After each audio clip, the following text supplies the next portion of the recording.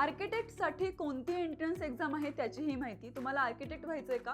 मग तुम्हाला माहितीच असेल की आर्किटेक्चरला ॲडमिशन घेण्यासाठी फक्त एकच एंट्रन्स एक्झाम ग्राह्य धरली जाते आणि ती म्हणजे नाटा.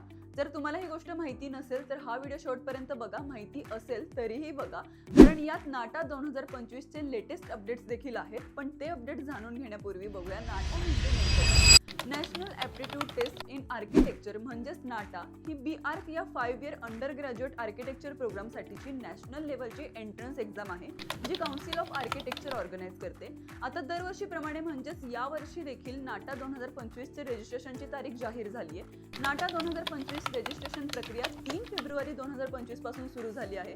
ज्या विद्यार्थ्यांना नाटासाठी अप्लाय करायचे ते nata.in या नाटाच्या ऑफिशियल वेबसाईटवर जाऊन रजिस्ट्रेशन करू शकतात.